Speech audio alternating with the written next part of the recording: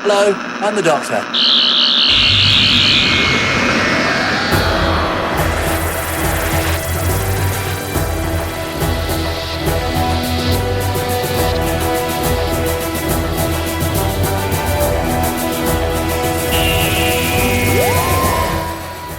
Hey Who fans, welcome to the Big Blue Box podcast. My name is Gary.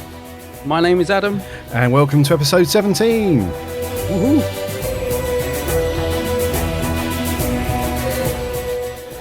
So we've got a few newsy bits to run through with you guys, and then we're going to go straight into our review of the awesome Dark Water.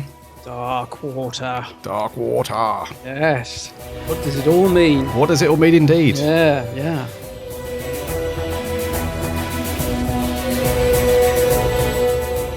So I hope you guys have had a good week or so since Dark Water went out on Saturday.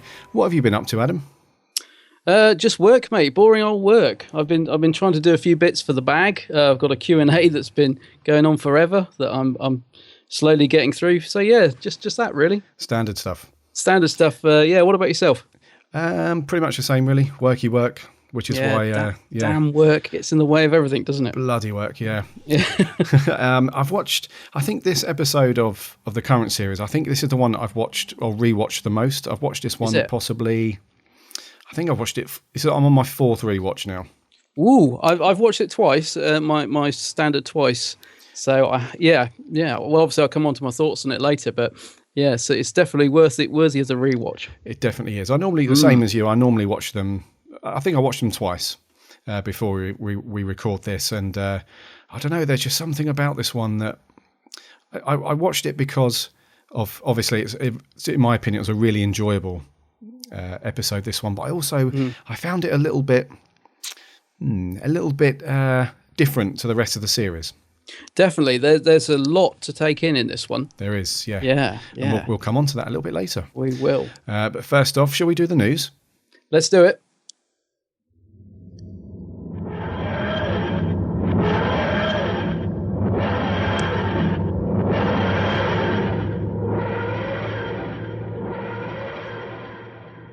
Heavenly. We love that. I see in my mind every time I hear that sound, obviously the TARDIS, but someone with a key on a piano string, just a lovely image. Very cool. First bit of news, buddy. Yes. The Symphonic Spectacular that's hitting the UK next year has got itself a pretty cool host. It has indeed, yeah, the governor himself. The governor. The governor, Peter the Governor Davison. That's very cool. I love that news. Yeah, it is good. Yeah, and quite a surprise actually. I'm pleased with that because we're both going to this as well. So I'll be looking forward to seeing him there. Yeah, we're both hitting this one up. It's at Wembley Arena, right? Next May. Wembley Arena, that's it. Yeah. They're doing so two, aren't they? Doing a matinee, I guess, sort of for the younger audience, and then later on, I guess probably kids and adults. So yeah, I'm going to the evening one. Yeah, me too. 7:30. That's It's going to be so good. And it's, as I understand, it's going to be a similar concept to the proms, when the Doctor Who proms from last year. And when Peter Davison came out, everyone went crazy. Was this last year? Was this last year at the proms? Yeah. Oh, right, because you actually went to this one, did you, at the Albert Hall? I did, yeah, I was there. Yeah, lucky. And, yeah, he wasn't announced. He wasn't announced as a host. Oh, right, so when he came out, it's a total surprise. Very cool. And what I found really cool about him as well is, because at the back of the Albert Hall there was a really big screen, and the other people that came out, they just read off the prompt. But he just discarded that. He just said his own thing. It was very cool. Yeah, I can imagine him doing that. Yeah, just doing it his own way. Yeah, so I'm really looking forward to, I'm not sure if this means that he's going to present the whole thing, if he's going to be the host of the whole thing, or if he's involved. I'm not sure, but it's great news anyways. Yeah, that is going to be good. I'm looking forward to it. Will you be cosplaying? Will you be dressing up? I hopefully will be. Will you? As long as I can. I thought you were going to be like, no. Of course. As long as I can find a decent cosplay, a decent costume, then I'll do it. You're going to be going as I'm going to guess you're going to go as either Tennant in a stripy suit, or Capaldi. You're going to be turning up in some sort of Capaldi get-up. Would I be right? You would be right. Yeah. I don't know how you're right straight away, but you are pretty much spot on. I've seen your profile picture. That's what it is. Oh, of course, yeah. No. Yeah. Well, do you know what? Speaking of Tennant costumes and stuff like that, I've been looking around on the internet, as you do. Yeah. And I found one, but I don't know if I can justify the spends. Bit pricey, is it? Well, it's from this really cool. Listeners who are into their cosplay and know of this site will know how very good and the quality of the stuff. It's Magnoli Clothiers. Oh yeah. You know, there's that guy, and the Tenant costume is with the coat. You've got to have the coat as well. You can't order the brown. Oh yeah, you've got to have the coat. Exactly, yeah. you've got to have the coat. And I think all in all, oh man, I think it's around £700. That is an expensive old suit, isn't it? Yeah, I think the suit. Well, Do you get a tie with that? Does it come with a tie? No. No tie. No. Oh, gosh. Yes, that's all in. So the suit, the shirt, the tie, and the coat, I think is around 700 squids, British pounds. So it's a lot of money. And the thing is, I would so wear it, but I don't know if I can. I don't know if I can justify that on a. Can you not throw together a sort of a cheaper version from sort of M&S or something? Well, do they? Absolutely not. No. Oh, okay. Just won't do. That won't do because you can buy. I know you can buy the coat. You can buy the long brown coat from the BBC shop directly, and the stamp centres tend to have that as well. They do. Sci-Fi Collector, yeah. Yeah, they do, and that's cool. But the only thing is, it looks really cheap. Does it? It does. Yeah. Oh, right. Because I haven't seen the actual physical thing. So. Yeah. I mean, don't get me wrong. If you cosplay, you know, once in a blue moon, you're not really bothered about that sort of thing, then it's fine. But I'm a real this OCD about this sort of thing, and you want it to be good. That is surprising if that's the official one and it's cheap. That's a bit of a shame, isn't it? Yeah, I mean, I think it's about the official one. It must be about £100 or something like that. Yeah. I mean, I've seen a lot of people getting into the Capaldi look, and I've seen a lot of people finding the very similar coats with the red lining. One of my friends put a picture out recently. Can't remember which store it was, but a local store. It seems it's fairly sort of common to get, but the sad thing for me, being a slightly larger build guy, is his is very slim fit, his coat. Very much so. So yeah. I just have a vision of it looking great on the peg, and then me putting it on, and you know when you sort of think you look good, and then you see what you actually look like, and it's a disaster.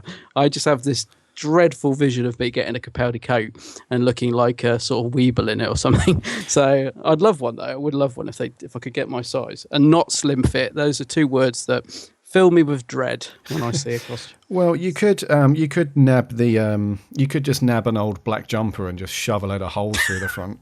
That'll do. I'd probably look more like Albert Steptoe or something. Hello. Oh, ow. Yeah. Yeah. No, he was very skinny though, wasn't he? So no, maybe not. Yeah. But I know what you're saying. Yeah, I could cobble something together. Do you know when I went to the 50th, I put on my question mark jumper, which I've had for years. Cool. I've had it ages. It's not one of the new ones. It's a really old faded thing, and it was a bit tight. Let's put it that way. I couldn't wait to actually take off, but yeah. I don't know. I might have to think of something else. Indeed. I think there are two things you can do really if you want to get away with it. The first thing is just put on the Fourth Doctor scarf. Yeah. Or you can wear whatever you like with that really, and you can get away with it. Or you can just go as 9. All you need is a leather jacket, some black jeans and stuff. And 9's quite easy, isn't it? Yeah. When I go to timey-wimey in a couple of weeks, I'm going to take, because I've got the red, like the burgundy scarf. So obviously I've got to go on the beach in Brighton with that scarf to reenact the Leisure Hive. So I'll be doing that. But I don't know about the rest of the costume. Yeah. Cool. But you're right. That's an easy one. You can put the scarf on, you instantly feel like a doctor. Yeah. Of course. So yeah, but I don't know about the symphonic. I shall have to think about it. Me too. See if I can justify the spends on this. You'll do it. Ask Santa when it's nearly Christmas. I could do it in stages, couldn't I? I could get the suit and then a couple of months later get the coat and then get the socks one week and then the tie another. Yeah, I'll do it over a series of months, and then when it comes to like the day of the symphonic, I'll put it all on and none of it will fit. Or it'll all be like the sleeves will be down past your hands and the shirt you can't quite do it up. Yeah, it could be a disaster. Could be. I might just stick with the scarf then, you know. No, do it, man. You got to do it. Okay, tweet us if you want me to get it. Yes. Yeah, at Big Blue Box PCast. Gary, get it, or Gary, don't be silly. And if you don't get it, just buy a pack of tin foil and go as a Cyberman. There you go. So that's my backup plan. That's it. Or just buy a load of those tin foil looking blankets that runners use after their races. Oh yeah. Perfect. perfect. So we've got it sorted. We always have a backup. Before we move on to the next bit of news, just quickly, what do you think? Your opinion on Capaldi's his outfit, because he rocks the white shirt and the coat with the red interior and stuff, which has some kind of Pertwee notions about it. But he also wears, like I said earlier, this kind of black, strange fitted jumper with holes in it. I don't know what that's about. But no, it's a strange one, that, isn't it? And then the the polka dot shirt got quite a lot of attention, didn't it? Yes. I don't mind it, actually. I think he pulls it off well. But yeah, I know certain people, certain quarters of fandom haven't liked that. I think particularly the shirt with the holes in it, they're not too keen on, because it looks a bit sparkly. I think they are holes, but it sort of looks almost like they're glitter or something. Yeah, I'm sure they're holes. They must. Yeah, they are. Yeah, I think they're holes. Yeah, I don't mind it. I think it's all right. It's not something I would wear, but only mainly because I couldn't get into it. But yeah, no, I think it's fine. I think he pulls it off. Cool. Yeah, that's that then. So maybe you could get one of those shirts. Yeah, maybe. Yeah, like I said, just find an old jumper and just wreck it. Wreck it. Yeah, old cardigan. Cool. Let's do the last bit of news. Yeah. It'd be interesting to hear your thoughts on this one, because it's been a very controversial piece of news, and I'm not even sure what my thoughts on it are really, but it has gained some attention, I must say, and it's based on last Saturday's episode Dark Water, and it's to do with this whole theme of the whole storyline and the basis for the 3W Institute or place, whatever, with all these, the story with the tombs. And when it gets revealed to Clara and the Doctor that those three words are, don't cremate me? Yeah, that's right. Yeah. I was surprised about that, actually, when they, said that that's what it stood for. I was expecting something a bit more different. I'm still not sure how I feel about that. Yeah, me either. And it's one of those things where you have to kind of take it as it was intended. And because I think a lot of people, what they can do with TV these days, and especially with movies and things, is they kind of look for these subplots, and they look for these they just look for something that potentially isn't there, which wasn't intended by the writers or anything, but they just read into things a bit too much. Yeah, I think that is often the case. That does happen an awful lot. It's happened quite a bit in this series, hasn't it? Yeah. What was the stuff earlier on where there were complaints? And I was thinking, oh, that's nonsense. I think this one does have a bit more basis, though. I can see where some of the complaints were coming from, because although I still think it's a bit of an over-top reaction, it was a very unsettling idea, and I'm not sure about the way it was handled. So I'm a bit 50-50 on this one. I do think I do see where the complaints are coming from. Sometimes I just see them and I think, oh, ridiculous. Like you said, they're looking for a reason to complain. With this one, I can see why some people would be unsettled by it.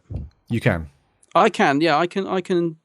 Even when I was watching it, I mean, obviously we'll get into the review in a bit, but it is a very dark subject, and it's something sounds a bit grim, but I've thought about as well. I always think, how do we know, when we die, how do we know that we're dead? It's something I've thought about. So it kind of tapped into that, the fact that they used it. I thought, oh, blimey, I can sort of see why there's been a few complaints, but yeah, I don't know. It is an interesting one, and I don't think it's unjust in some quarters. No, I think it depends on.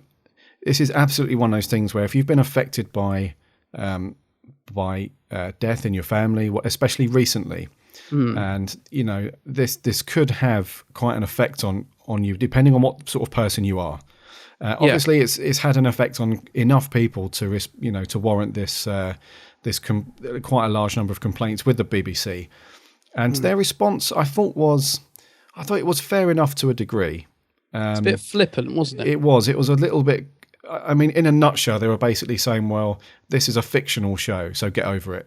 Yeah. That was in a nutshell, that was their response. And pretty much, yeah. Yeah, and, where do you draw the line with this thing? Because Doctor Who has always been, I wouldn't say it's been controversial.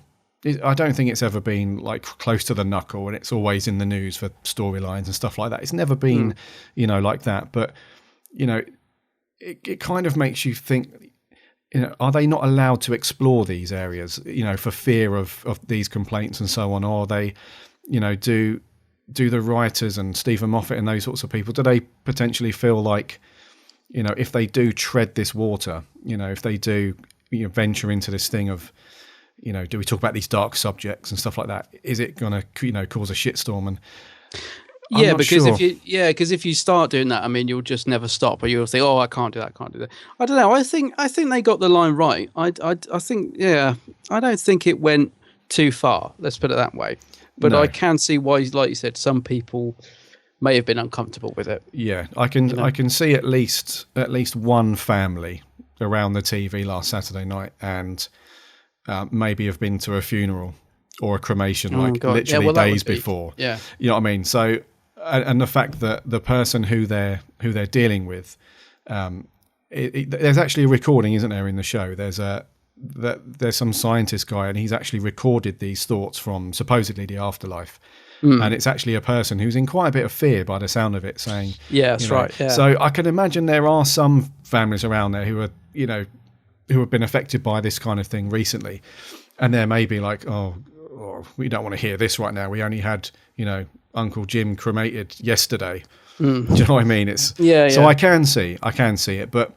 And hasn't it been hasn't this put back the release date of the DVD by a week or something, because it's been reclassified now, the rating for it? Do you see this? I did, yes. So it's a week, isn't it? It's pushed it back by a week, which isn't too bad, but it's interesting that, well, I don't know if this is a direct result of it, but I mean, obviously it was classified, and then they've suddenly decided that no, they need to review that classification, which is unusual because it's so close to the release date. It is, yeah, because they can't, I think, I could be wrong here, but I think with Blu-rays and DVDs, you can't, the age classification that you put on the actual side of the box, it has to reflect whatever the highest level of the episode within the series. You can't just say it's a PG, but then this one episode is a 12A, whatever it is. You have to classify the whole thing based on, the highest level of episode. So this will be a 12 then. I'm assuming so. Yeah, and I'm hoping they haven't printed off millions of packaging already, because I don't want my tax money going towards another printing hall. Mind you, that you say that, but actually it was due out in 2 weeks, wasn't it? 2 weeks time. Yeah, it would have been. They would have started shipping in 10 days then. Yeah. Yeah. Those Americans have probably already got it. Yeah, dirty. They'll probably be watching it by this time tomorrow. Yeah, so I think the new release date is it the 24th now? 24th of November. Yeah, it's gone back to 24th. That's right. Yeah. So, anyways, so that's the news, buddy. Yeah, that's it. Should we do Dark Water? So let's get into our full-on review then. This is it, Clara, one of those moments. What moment? The darkest day, the blackest hour. Let's see what we're made of. You and I. These are tombs. Why would anyone go to so much trouble just to keep watching on the dead? The dead don't come back. Who are you? You know who I am. Oh, that's so good, isn't it? Oh, I love trailers sometimes. You know who I am. Brilliant. Capaldi sounds so good on audio as well, doesn't he? He does, yeah. The whole thing sounds good on audio. Yeah, sounds very cool. So, it sounds like you liked this episode, Gary. Would I be right? You are correct. Very, very correct in that one. It's What about you, Ove? Did you? Well, you must have. You must have been into it to watch it. I know we watch it a second time for kind of review purposes, but did you enjoy those two viewings? Yes, I did. I enjoyed both viewings, and the first viewing, I really found it engaging. I was really engrossed in the episode because, if you think about it, there's not a lot of action in this episode. It's just it's just drawing you in further and further as the story goes on. So it's not like an action-packed episode, but it really kept my attention. I found myself engrossed by it, and I was really enjoying it. I was also quite unsettled by it as well. Like it's probably one of the darkest toned episodes we've had, and I really liked it. Yes, I for that same reason, I was really intrigued and drawn into this one purely because it did go very dark. It was very dark. It did go very dark. I think the darkest one we've had so far in Series 8 has to be Listen.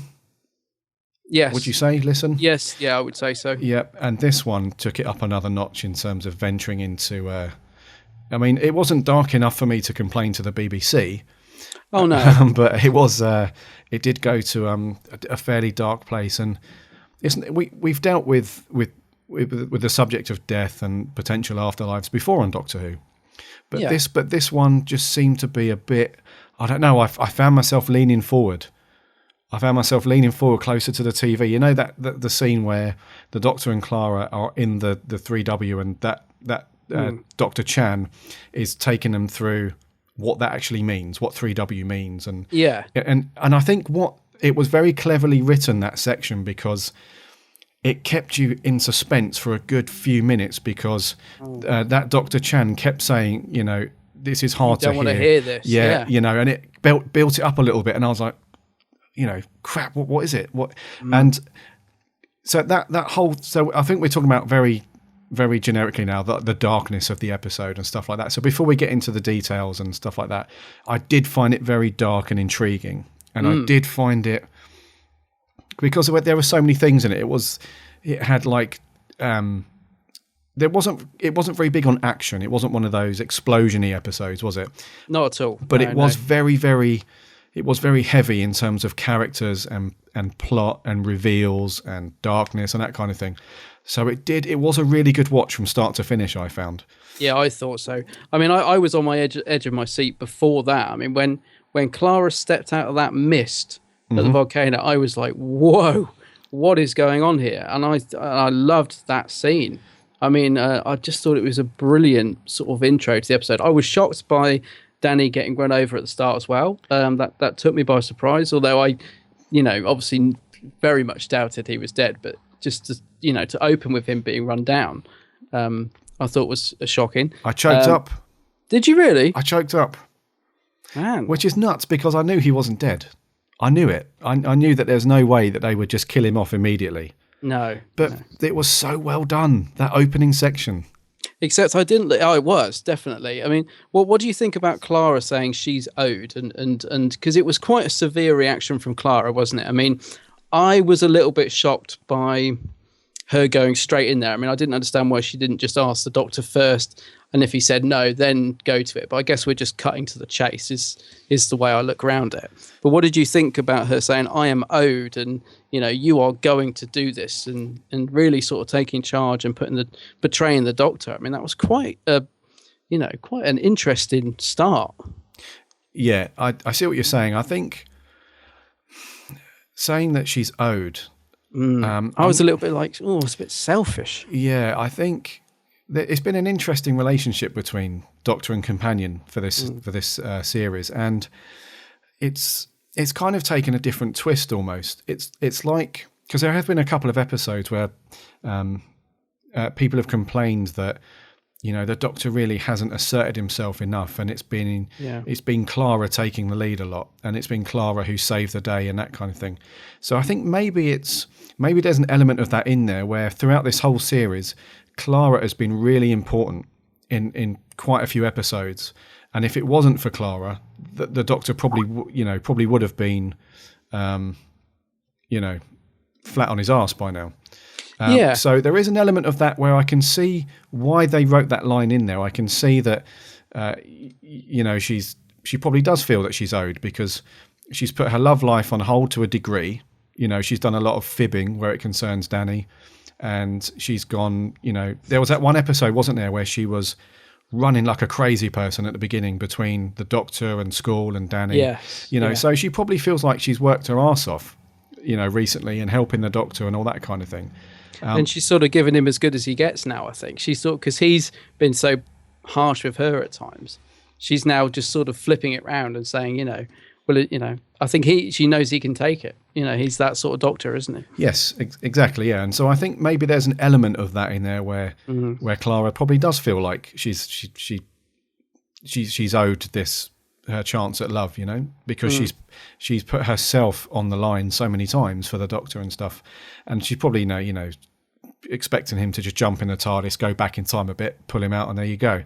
And it was a great scene, though, wasn't it, between the two of them? I thought they were both amazing in it. I loved that scene. I thought, I thought that she played that so well. Yeah. The up and down, like the bit where she was in control almost, and she was very harsh, you know, and just taking control, and then that immediate crash where she realizes instantly what she's done and just breaks down. I thought it was really well done. And what a great twist, the fact that she had the sticker in her hand the whole time.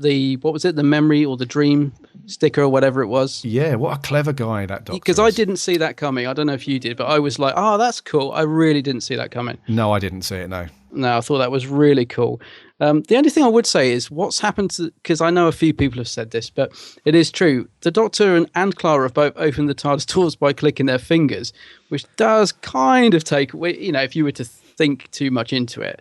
I mean, it doesn't detract from what was a brilliant scene and a great opening, but, you know, they have done that quite a lot, haven't they? Where the Doctor just clicks his fingers and the TARDIS doors open. So I was a little bit like, well, he could just get in there, but a minor gripe, really. No, I thought the same thing, and I think a lot of people did, because they made a big song and dance about it at the end of Forest of the Dead, where the last couple of minutes was David Tennant in that very cool pose in front of the TARDIS, and the camera zooms in, and which is one of my favourite scenes from his era. Beautiful, yeah. So they made a big song and dance about being able to do that, and they've also referenced it a couple of times since then. Even in this series, I can't remember which episode, but even in this series, the Capaldi's Doctor's done it, hasn't he? Yes, he has. Yeah. Yeah. So it was, but it's a minor gripe. But it did occur to me, even throughout that scene, I was thinking, well, I don't know, maybe there's, maybe she's locked the door and he can't do it if it's locked or something. I don't know. There could be reasons, but it's not, it's not enough to detract from what was a great scene.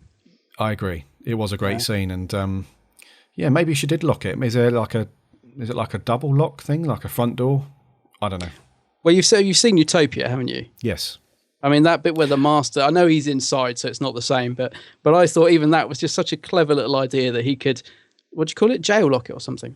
And then you can't get in. Yeah, well, you double lock a front door. Double lock, nice little thing. So maybe she did something like that. We don't know. Yeah, they don't have to spoon feed us every detail, do they? No. As I say, it didn't detract from it. It just did occur to me at the time. That's all. Yeah, and then moving on from that, as we get into the actual storyline. So, how do you feel about this whole Clara plugging herself into the TARDIS to link up with Danny's time stream almost? I don't mind. Yeah, I don't mind it. I mean, was that first introduced in Hyde, or is it this series? I've kind of lost track of where that's come from. She did it in Listen. Yeah. She didn't do it in Hyde then. I can't remember now. No, it was Listen, because she plugs herself in, doesn't she? And then she gets transported back in Danny's timeline to when he was a kid. That's it. Yeah. I'm not sure how I feel about.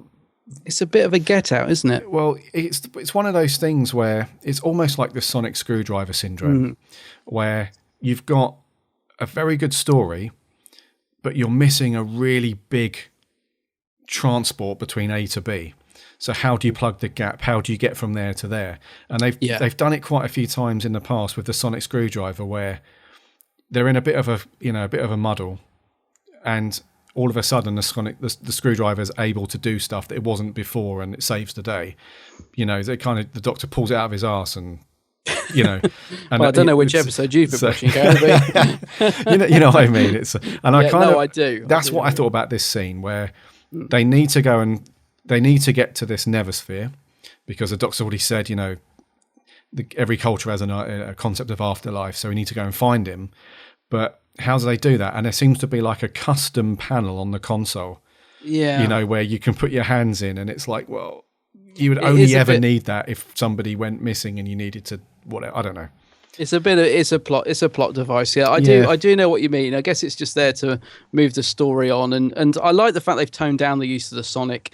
I was going to say, actually, I think this series, the psychic paper, has become the new sonic screwdriver in the series, because they've toned down the sonic's use, but they've used the psychic paper over and over again this series, just like they did with the sonic. So I think this series, the psychic paper has been the sonic. But you're right about the panel on the console. I think it is a bit of a plot device just to move things on quickly, and it's not ideal, but I don't mind it. I don't know why it's there either, because the Doctor clearly doesn't use it.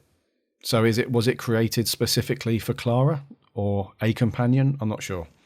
Yeah, and I mean, and half the time the TARDIS doesn't seem to like Clara. We still haven't got any sort of clear indication why. So I don't know why would it sort of go along with it, if you see what I mean. But yeah. Again, it didn't detract from a very good episode. It didn't bother me. No. I didn't. After the episode, I didn't just walk around seething like, what the hell are they doing with this bloody TARDIS? You didn't go straight onto a forum and be like, blah, blah, blah. Yeah, I did like some, quite a few people that I follow on Twitter are like that. They just explode on Twitter after they've seen something in an episode and they're not happy with it. It's like, okay. It's a TV show. Yeah. Even with like In the Forest of the Night, which I didn't like, I didn't explode. I've yet to see an episode that makes me explode. Oh, yeah. Be a good way to go though, wouldn't it? Doctor Who episode's so bad you literally explode. I just have to take back, by the way, what I just said. It isn't just a TV show, is it? Oh no. Let's be honest. I'm sorry about that, guys. It's not just a TV show. It's yeah. So, and then bang, we're almost straight into the Missy, aren't we? They get to the 3W. And great entrance by her, wasn't it? When she came out from behind the words. I loved that. That was really, very really cool. nice. Wasn't again, not expecting it. I love the fact that the Doctor's not fooled by it for a second. He knows she's there, no messing. Why don't you come out? And then she just, her face behind the letters and the way she sort of trotted out. Yeah, wonderful. Yeah, that was very. I found the Doctor to be quite Pertwee-ish in this section. I found him to have this, because there's a few scenes in the past where, especially in Inferno, and the relationship that I found between the Doctor and Missy, it was very similar to me to how the Doctor was with the Brigadier in Inferno, where he's kind of very, very almost short-tempered with him all the time. And he's very short with him and very to the point, and there's no messing around. There's no long conversation. He's just, on him all the time.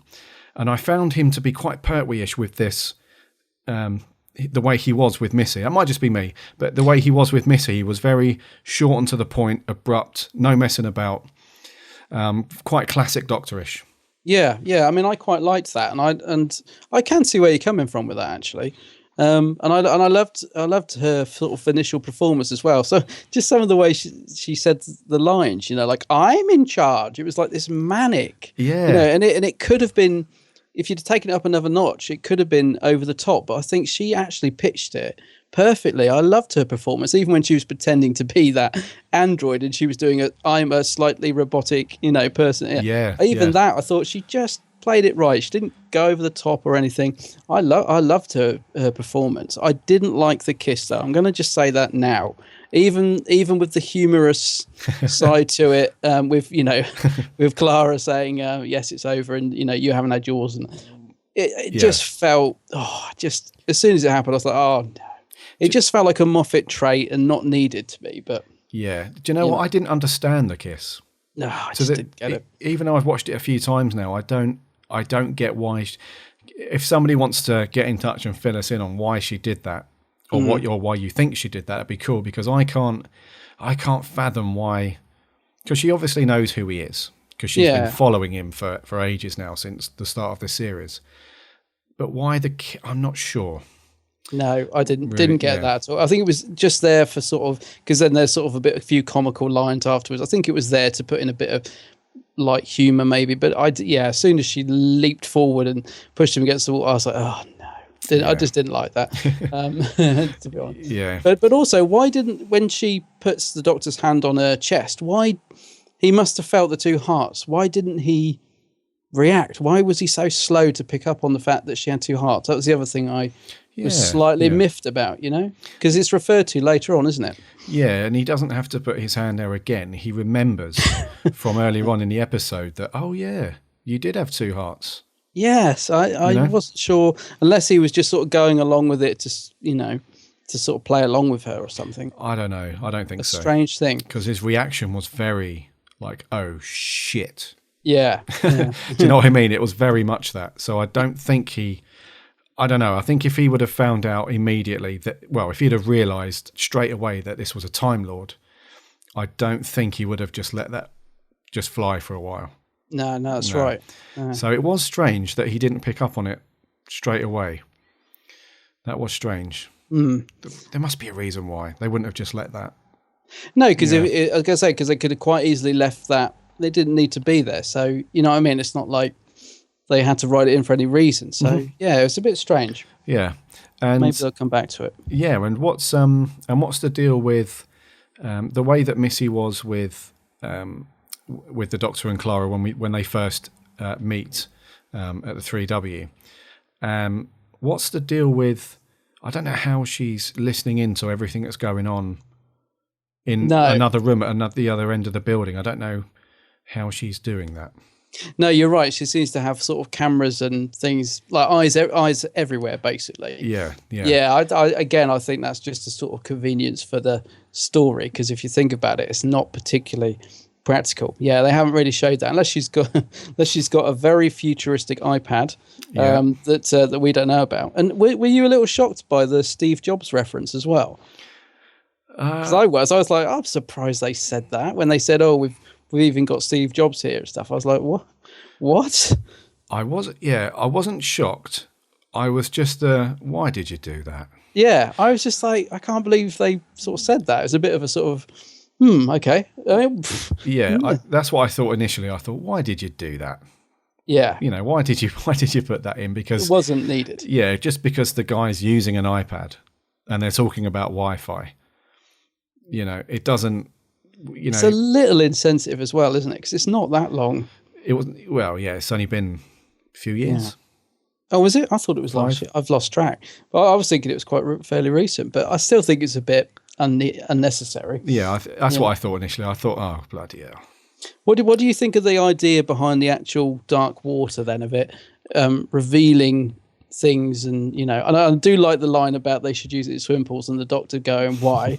So that was a nice touch. But what do you think about this whole Dark Water thing? Yeah, I mean, I like the way it was cool, used. Actually. Yeah. I didn't. I thought it was going to be more. Before I watched the episode, admittedly, when we heard the title Dark Water, I thought it was going to be more a bit more of a metaphor for something. Before I watched it, I had a theory, and I'm glad it was wrong. But my theory towards the end of last week was Dark Water. Dark stood for evil and water stood for river. So I thought it was going to be Evil River Song. Right. So that was my theory, and that came to me sort of fairly late in the day, if you like. I was watching it thinking, oh, that's the sort of thing Moffat would do. So I'm glad I was wrong about that, because Dark Water actually turned out to be a thing, and I thought it was going to be a sort of reference or anagram or something like that, So I'm kind of glad I was wrong. I'm glad you were wrong.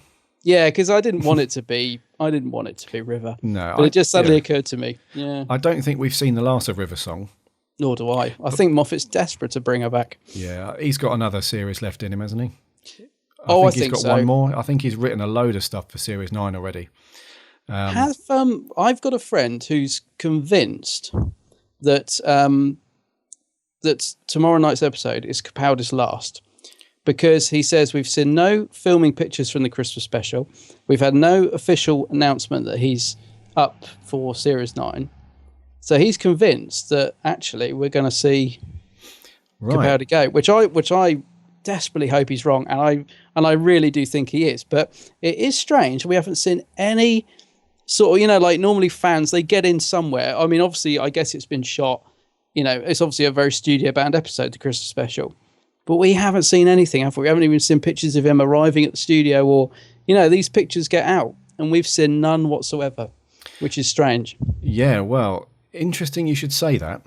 Oh, yes. Because when I first launched the podcast on episode 2, I think, episode 2 or 3, I did an interview, didn't I, with Mr. Neil Perryman? Yes, with Mr. Neil Perryman. And when we were talking about, because this was before Peter Capaldi had started. Oh, yeah. And we were talking about this. I quizzed him a little bit. I said, are you looking forward to the new series and Capaldi and so on? And he did actually say that he had heard that Capaldi had signed on for a short-term contract with the BBC. And he thought back then that we would only see one series with Capaldi. It's I'd hate to think it was true, but there are signs there that he could, because I can imagine him sitting down with Stephen Moffat and saying, look, I'd love to do a series. I'd love to be the Doctor, and Stephen Moffat thinking, right, okay, you want to do one series. How can I use that? I can make you really dark. I can, there's a little bit of me that can see it happening. Yeah. I don't know. I hope not, because I really want more Capaldi. And I think he's got such a good reaction and fans love him, Yeah. And I would love to see, this is not coming across as horrible in any way, but I would like to see Clara go tomorrow. And I don't, that sounds weird. I don't want to see Clara go, but if I had to see Clara or the Doctor go, I'd want to see Clara go, because I would like to see Capaldi back another series with somebody else, a different companion, to see some other chemistry there, because I think he's got so much more to give. I think he's such a good Doctor. Definitely. He's just finding his feet as well. I mean, he's been brilliant throughout the episode, but he's just really sinking in as a fantastic Doctor. It would be such a shame if he didn't. I mean, the thing is, I'm saying that, but has it been officially announced that he's doing another series or anything? No. I mean, has it? No, it hasn't. That's strange. Yeah, and I think, well, there's two parts to this, isn't there? The first one is, do they normally announce that somebody's going to stay on to do more series? Do we find out this far in advance? Because they wouldn't start filming the second follow-on for him, so Series 9. They wouldn't start filming that until February, at least, at the earliest. Yeah. So we wouldn't know anyway. So do they announce it that far in advance? I can't remember. And also, it would have leaked by now, surely. Yeah, I suppose so. Yeah, because he would have already started doing other projects. So yeah, you're probably right. I mean, I think, just going back to Clara for one sec, I agree with you. I would like to see her go either tomorrow night or at Christmas. Not because I don't like the character, because, well, I didn't used to. As you know, I wasn't a fan of Clara, but she's been brilliant in this series. But I'd like to see her go, because I'd like to see her go out on top, because I think she's really, really reached the peak of her character. I think she's, you know what I mean? I don't think there's anywhere else to go with it. Right. I just think she's been so good. Always go out at the top. And I think if she was to leave tomorrow night at Christmas, she will have cemented herself as a really good companion. I think if she was to stay on for another series, I don't know. I just don't know where you go with it after all of this. I'm not too sure. I'd like to see someone fresh. Yeah. On the TARDIS as well. Yeah, for sure. And I think we've had, I'd hate for it to be another Eccleston situation where you've got, because he does get dumped on quite a bit, Eccleston, but I thought he was a really good Doctor. I really enjoy Series 1 from the newer Doctor Who. I think it's really good. And the more as time goes on, it still kind of holds its own, if you like, even though it was filmed in a very different way. And it was, I love the first Eccleston series. The Eccleston series. Yeah, I thought he was a great Doctor. He gets a lot of flack because of the way he's sort of held himself since, like in interviews and stuff. He's a bit dismissive, I guess. But no, I thought he was a great Doctor, and I think some of his stories really, like you said, stand up ever so well. Yeah. I don't know. We could be worrying over nothing. Capaldi could be. They'll probably do a big launch, and it'll be interesting because I assume there'll be some sort of trailer at the end of tomorrow night saying Christmas trailer. Sometimes they just put the Doctor will be back at Christmas. Yes, so we don't know, but it'll be interesting to see what we get at the end of tomorrow night's finale. So pushing forward through Dark Water then, the Cybermen, glad to see them back? Not well. I'm just a bit by it because I am bored of the Cybermen, and I don't like the new design. You're bored of the Cybermen? Well, I'm not bored of them, but you're bored. I am. I've said it. I sounded like Colin Baker in Trial of a Time Lord, and he kicks off in the. You're bored of the Cybermen? Yeah, no, I've said it. I mean, I love the Cybermen. They're a great creation. But I just think they've been. No, I'll tell you what it is. It's not that I'm bored of them. This is the heart of it.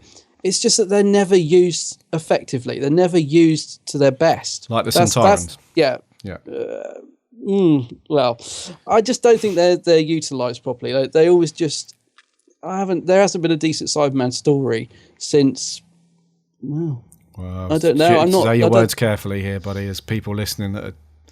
Probably no, I mean in the new series. Series, right? Oh yeah, I love the classic series. Oh, there's loads. I mean, Earthshock Invasion. You go, the list goes on. Tomb of the Cybermen, brilliant stories. But I just think since the show's come back, they do sort of trot out the Cybermen, and I don't think any of the stories have been anything special. And this one, I just think they're just going to be Mrs. Army again. I don't think there's, I could be wrong, but I don't get the feeling it's going to be a strong Cyberman story tomorrow. So do you think it might be a case of, do you remember Age of Steel? The Tennant story with, I'm sure it was called Age of Steel. Yeah, it was. Yeah, it was with two-parter, Lupac or whatever his name was. Yeah. Yeah, and it was kind of the same deal where he was like acting as the cyber master or cyber control or whatever, and they didn't really have an agenda of their own. They were just puppets almost. Exactly. It's almost that vibe. Is that what you're saying? That's the vibe I get. Yeah, Right. I mean, I probably should hold judgment till after Death in Heaven. But I don't get me wrong. The Cybermen are great, but I'm not excited to see them back. Like when they burst out of the thing, I wasn't like, oh my god, this is I did like the reveal. I love the fact they used the dark water to slowly reveal them. Love that. But that was cool. Yeah. I'm not massively. I have to be honest. I'm not overexcited by their return. But maybe after tomorrow night, I'll be. My view will have changed. Yeah, there is a danger as well that it could go down the same road as. Oh crikey! I'm terrible. Don't say Nightmare in Silver. No, I'm terrible remembering the titles of episodes. It was the Tennant specials after his. It's the Other Doctor. Yeah, the first one. Is it called The Other Doctor? Where they've got that giant sort of Iron Man. Yeah, I think it's called the Next Doctor. The Next Doctor. Yeah. Oh, yeah. Really bad with titles. Yeah, there was that woman, wasn't there, who was kind of controlling the Cybermen. And it ended up they just kind of did her off in the end, and they just don't seem to know what to do with them. I think in the new series, I think that's what I'm getting at when I say I'm bored of Cybermen. I just don't think they seem to know what to do. To do with them. Well, I hope they don't go down that road of doing that, because Missy is, she's quite an important character as the Master. So I hope they don't just bump her off at the end of this one, because I don't know. No, I don't think they will. No. So what do you reckon to that then? The reveal? I'm still. I just wanted her to be the Rani, and I can't quite get over it. The Rani. I really wanted it to be the Rani. I thought Michelle Gomez gave a great performance. Mm-hmm. I loved it, and I do feel she's going to be in full flow next week. I think we're only seeing the tip of the iceberg, because she wasn't even in it that much. But I loved what she was in, and I thought the performance was great. And the whole time I was watching it, I was thinking, if she's the Rani, she's brilliant as the Rani, because, I loved Kate O'Mara as the Rani. I didn't really think anyone could replace her, but having seen her performance, I thought, she'd be a brilliant, she's the Rani, I'm on board with that. When she said I'm the Master, my initial reaction was a bit, oh no. Because it was, I have to be honest, I just felt, because it seemed, my initial reaction was, Moffat's just done that to mix it up a bit. He's done it to shock, and that was my initial thoughts. Having watched it again, I'm more on board with the idea, just because I think she will be brilliant as it. The actual gender thing doesn't bother me. It's just the fact that it's the reason for doing it. I just think sort of Moffat's trying to be a bit sort of smug, but I guess there's nothing wrong with mixing things up. I think that's what I've come round to thinking. My initial reaction was, oh no, it seemed like didn't seem the right choice for me to begin with, but I'm coming around to it, and I do think she will be fantastic. Okay. I think that I've got no problem at all with who she is as the Master. I do think it's a little bit of a testing phase, or like a trying out thing here, because before Capaldi was announced as the Doctor, for those few months leading up to that, there was such a massive not campaign, but such a huge buzz around the next Doctor potentially being a woman. Yes, there always is. Yeah. And but especially this. Yeah, it was really. It was quite. Well, more than I've seen in the past, anyways. And so I think potentially this is well, if we can have a long-standing character which has always been a man, another Time Lord, and we switch genders, is the public going to take to that, or is it going to be way too different that we've made a slight mistake here? We need to this hasn't really worked. So I think that the next Doctor, I'm going to say that we could have a woman as the next Doctor. I really do think so, because there was like I say, there was huge amounts of talk and speculation just about that. It almost got to the point where people weren't really talking about potential actors anymore to play the Doctor. It was more about, is it going to be a woman? You know, well, it's definitely paved the way for it. Let's put it that way. I mean, I think that's possibly one of the reasons Moffat's done it. It's just paved the way for that in the future, hasn't it? That it could happen, which is not a bad thing. No, and I don't think he's done it solely for that reason. I don't think he's made the Master Woman, 100% because he wants to test the waters there with, the public perception of the Master now being a woman. But I do think there is a small aspect to that, to see how people would take to this gender swapping kind of thing. Yeah, and I've been surprised by the reaction, actually, because maybe naively I thought, there's going to be a big backlash here. This isn't going to go down well. But actually, most of the reaction I've seen has been quite positive. I've been quite surprised, and I don't know. I thought, because it is such an established character in Doctor Who, I thought a lot of people might have an issue with it, but it seems the general consensus is it's gone down really well. Yeah, which is good. It's and it will be that'll be the big one, won't it? If they ever take the Doctor into the woman, side of things, which I'm pretty sure that they will. Yeah, I think they will. Yeah, maybe not the next Doctor, but it's going to happen, isn't it? We have to accept that it's going to happen at some point. And that's when certain fans will literally explode. They will explode. They'll go crazy. that will be it. Yeah, that will be the tipping point. And I'm not sure how I feel about it, And it's not, I'm on shaky ground here, I realise that, but it really, really isn't a sexist thing at all. It's not me saying, they shouldn't have a woman as the Doctor. It really isn't that at all. I just think that the dynamic of the show is, and I hate saying this because there's probably the female listeners are probably going, they're ready with the unsubscribe. Yeah, I know I'm giving them ammunition here. I know that, and it really isn't that. I promise you. But I just think that the show is centered around a male Doctor, and it should. I'm not saying it should stay that way, but I'm not sure how I'd feel about a female Doctor. I think it'd be quite cool, be quite fun after a while. You get used to it, but I don't know. For me, it's all down to the casting. It's as simple as that. I mean, it's like with Michelle Gomez as the Master. If you'd asked me before I'd seen the performance, I would have been I'd been like you said, on shaky ground. But I think she's going to be great. So to me, it's down to the casting. Absolutely. If they cast, Joe Brand as the Doctor, hello. That was very good. Is she there? I might have to think twice, but yeah, I don't know. We'll see. The other day, I came into the TARDIS. Wasn't much going on. That's scarily good, Gary. Thank you. I'm so a bit yeah, concerned. I mean the those guys, with the casting responsibilities are always. If you take away the child actors, the adult cast has always been brilliant in my opinion, all throughout Doctor Who. Who else can you do? Any other good impressions? Can you do a Matt Smith like that guy who did? You must have seen that guy who did the Matt Smith impression. Who was fantastic, sounded just like him. I can't. Can you do a Matt Smith? No, I can't. I can't do any Doctors. It's really can bad. You do a Davros? Davros. Only when I've got a cold. Well, should have asked you a couple of weeks ago. You put me on a spot, man. I'll get some. I'll get some ready for next. All right, next cool. week. We'll do one for Christmas. A Christmas. Yeah, one. Cool. Yeah. Where were we? Well, Missy, wanted to actually, Missy, yeah.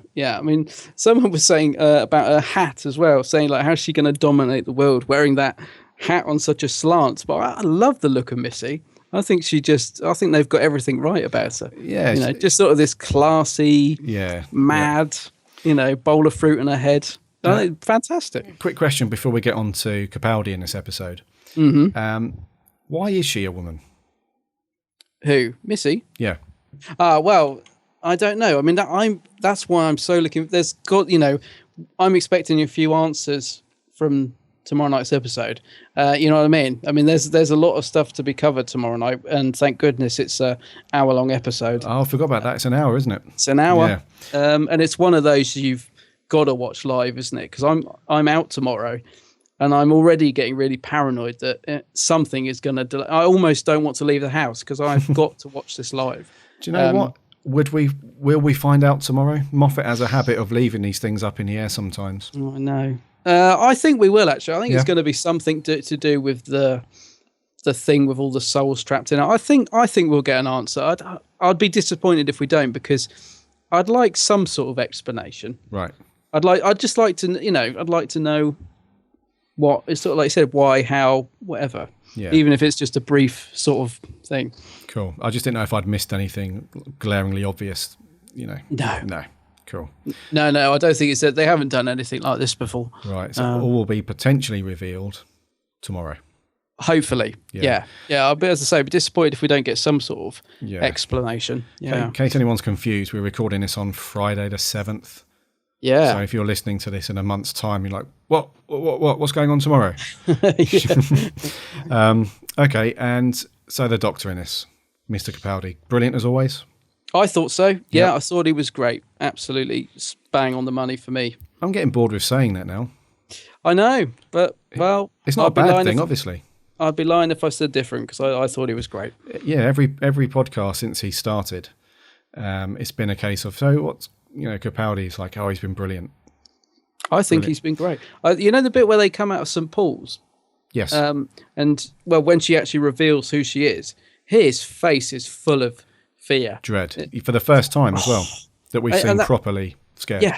And I think that's it just shows what a good actor he is, because he makes it look so convincing. Because it's really easy to overact these sort of things. His face was filled with dread. Mm-hmm. Such a good performance. But this comes around to what we're saying about needing some answers. Like, there's a few bits there about, I don't quite get the concept of the souls trapped in the ball becoming Cybermen. They seem two different things to me. I haven't quite got my head around how that works yet. Okay. And why were they suddenly in St. Paul's? That hasn't been explained. Do you know what I mean? They were in the Neversphere, and then they run out of St. Paul's. You could even see the sort of stained glass behind them in the door. And what was going on there? I didn't quite, get what was going on. Well, firstly, the Doctor and Clara, they didn't go to the Neversphere. Oh, okay. Where did they go? They just went to the 3W, which is not in the Neversphere. Right. Okay. So the Neversphere is the ball. Is in the ball, yeah. So but why is the 3W in St. Paul's? I don't know. Oh, okay, right. Maybe it's a cool building. It is a cool building. I think maybe it's there because who goes into St. Paul's? I know tourists go in there, but other than that, if there's like a secret, underground whatever with all these tombs, these fish tanks as he called it, nobody's going to just go stumbling through there, are they?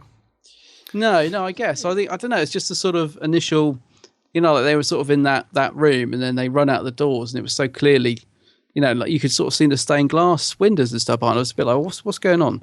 I don't know. I didn't quite get it. It was a bit jarring, yeah. It was a bit strange, but I think the concept, as far as I read into it anyway, was when someone dies, their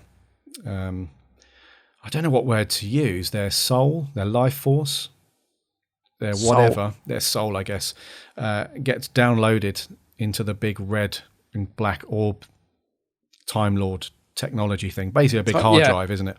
That's right, yeah. And so their body is obviously, as long as they're not cremated, their body is, as it is, starts to rot and decay, whatever. However, the Cyberman exoskeleton doesn't need so much in a way of living tissue. It can still operate in a dead person's physical body. Yeah. And then once that process is completed, then they re-download that person's soul, I guess, quote unquote, back into the Cyberman's core. Right. Okay. Cortex, whatever.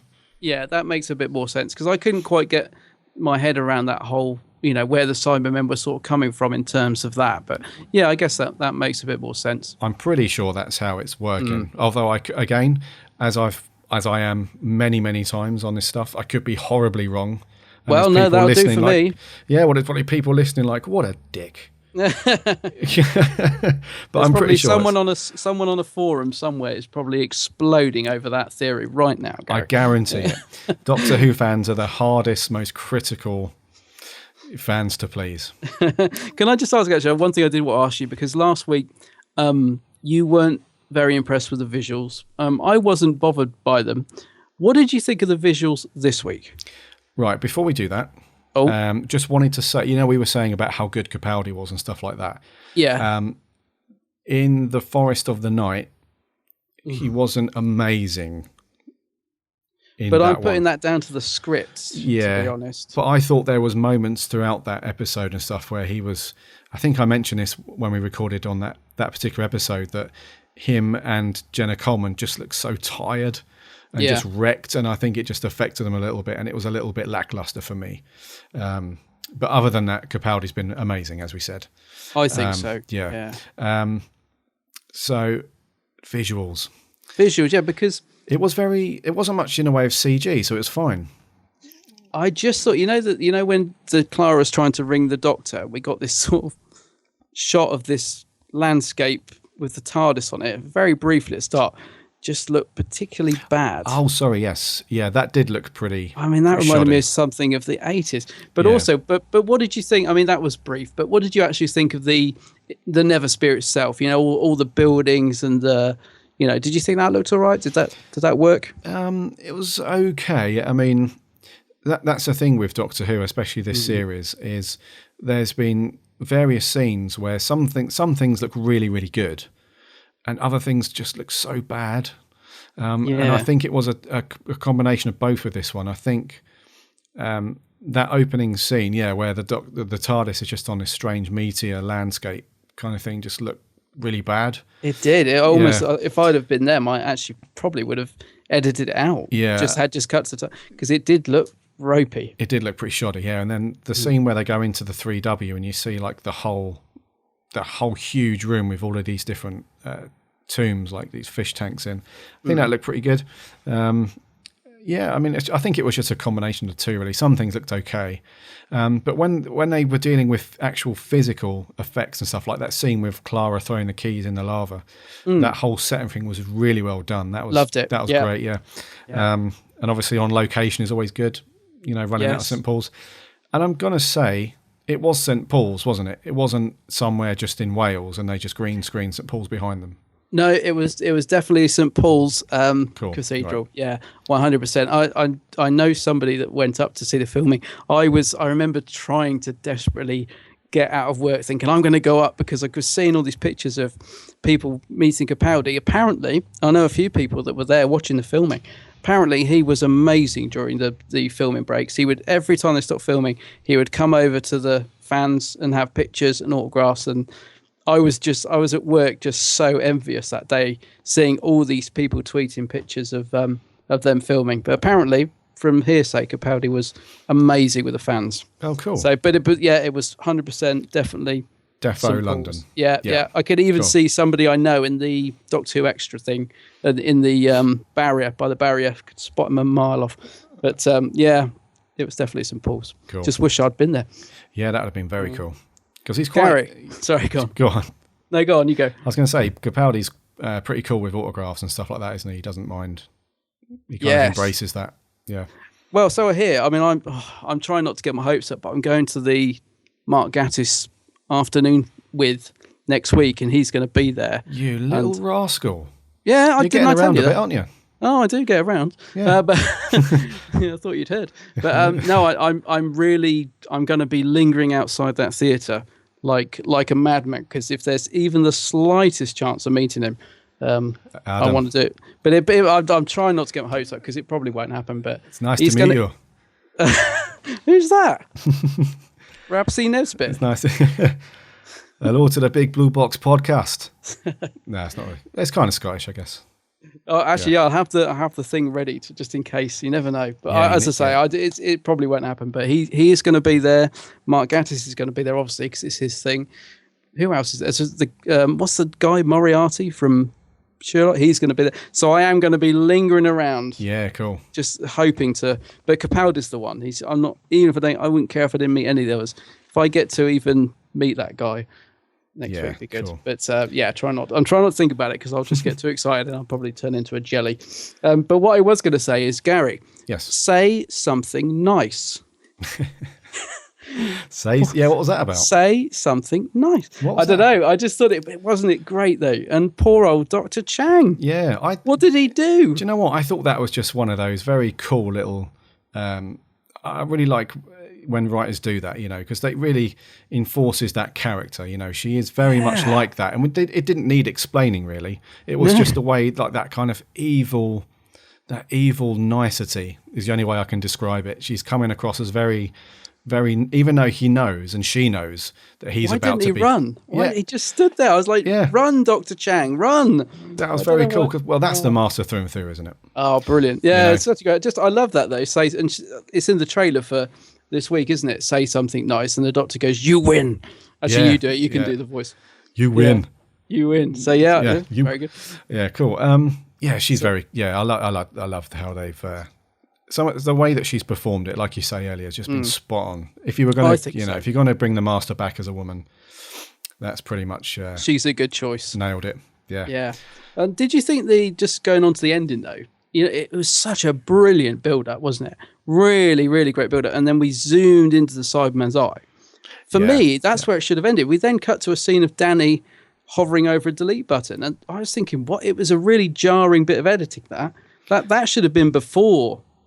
It should have ended when we went into Cyberman's eye for me. Right, yeah. Did you think that was an odd bit of editing, that? Well, I think it just alluded that there was going to be more things and more conversation to happen with Danny, because did you see, as he was hovering over the delete button, there was, in the iPad, there was a reflection of the little child as well.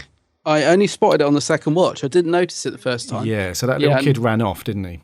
But he's obviously back to talk stuff, or to maybe influence his decision. I'm not sure, but perhaps he's going to lean over and press the button. But it absolutely get him back, you sod. But yes, I do agree. It should have ended with zooming into the Cyberman's eyes. It just seemed like an odd edit to me. But I mean, still worked well. But it was a bit like, it sort of took me out of the amazing build-up just for a second. Yeah, maybe that was the point. But yeah. Yeah. So let's move on to reviews. Sorry, reviews. Let's move on to ratings. Ratings, yeah. Let's do it. Yeah, I've got my little pad of notes here, and it's got really dark, really early. And in all honesty, I can't even read my pad because I haven't turned the light on. Because when we started recording this, it was light, and of course it's now gone dark. I believe I wrote down 8 out of 10, which I think I'm going to stick with. I'm going to go with an 8 out of 10 with this episode. 8 out of 10. Yeah. Oh, that's another snap, isn't it, for us then? Is it you going 8 out of 10 as well? Indeed. What, no point, Indeed. 5 point? No, because there's episodes where I've given it like a half or taken half away. It's because I've been generally happy or whatever with the episode, but maybe there was just one aspect that really stuck with me afterwards. I was either happy or not happy about, but it wasn't enough to downgrade it. And it's a very complex system, our rating, isn't it? It is. Yeah, so I'm going to say, I'm just going to give it a flat 8 because I think it was really enjoyable, really, even though there was a lot of complaints about that stuff, I did enjoy the darkness to it. It did provide a very good atmosphere, and it was a good kind of, it was quite tense for a lot of the episode. It was very cool. Loved Capaldi as usual, loved Clara. I'm not going to go out and say it was perfect because there were things that weren't. I would have liked to have seen a bit more of Dr. Chang and what he was. A bit of a plot filler. I thought we could have done more with him. Will he now be in the ball? He might well. No, because he was disintegrated immediately, wasn't he? Oh, right, yeah. Yeah, I don't think we're going to see him again. And I also would have liked to have seen a bit more from the Cybermen. I'd like to have seen a bit more of why or how exactly Missy. I know because it's probably going to be revealed tomorrow night, but I'd have liked to have seen a bit more about why the Cybermen are being controlled and being because I think I said it earlier, it happens sometimes with the Centaurans, especially in new Doctor Who, where you've got characters like Strax, and in that episode where that kind of genius kid in the mansion was bringing them back through the portal. Yeah. Oh, yeah, that. Yeah. You know, they didn't really come across as very threatening and stuff like that. So I don't want the Cybermen to go down that same road where their kind of fierceness and their terror gets a bit diluted because they just get controlled by somebody else. Yeah, definitely. Yeah, 100% agree with you on that, actually. Yeah. So I'd like to listen a bit more from them. They just seem like very much puppet on strings at the moment. And also, I think you have picked up on this more than I have for previous episodes, but when the Doctor comes running out and says, run away, and then the Cybermen follow, there doesn't seem to be enough panic and enough people, going nuts, as they should do. No, that's right. And I think looking at the promo shots for this week's episode, it looks like people are taking selfies with them and seem to think it's all a bit of fun. Yeah. But yeah, there wasn't much panic on screen. I mean, I love that bit when Mrs. like, oh, another ranting Scotsman. Sorry, ladies and gentlemen. It was sort of, just brushing it off like that. Yeah. But you're right. There wasn't much. Yeah, there wasn't much. Only the Doctor was panicking. Yeah. So I thought there'd be a bit more hoo-ha than people just carrying on with their lunch. And anyways, 8 out of 10. That's a good score.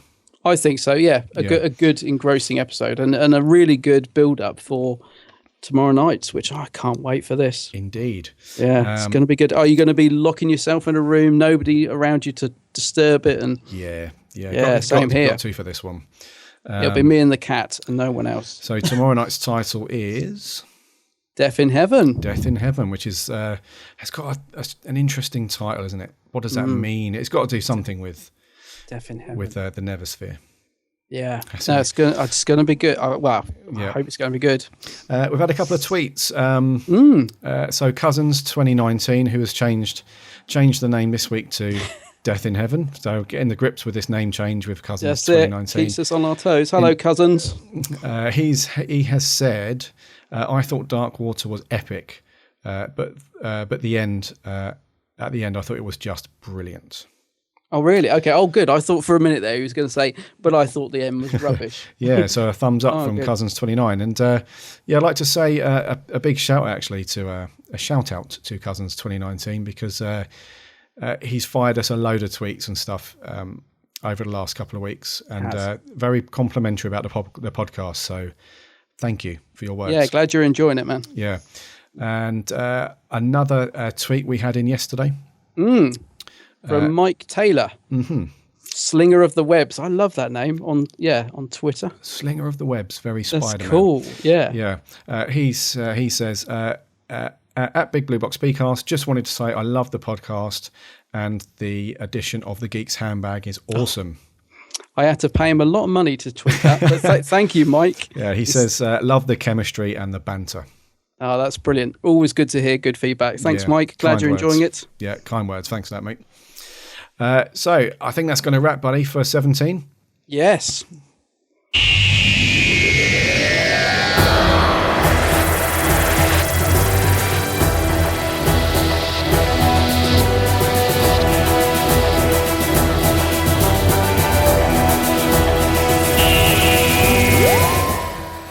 Yeah, so that is going to wrap for episode 17. This has been a good one. Yeah. It's been a really good one. Chatting everything Dark Water. And can you imagine, if this has been fun, can you imagine next week? Wow. Hopefully one of us hasn't exploded. I imagine there's going to be some explosions on Twitter and Facebook tomorrow night. Oh, yeah, it's going to be great. There's bound to be some unhappy souls complaining and moaning about something. Yeah, unhappy souls complaining from the Neversphere. I like what you did there. Yeah, nice. Thanks.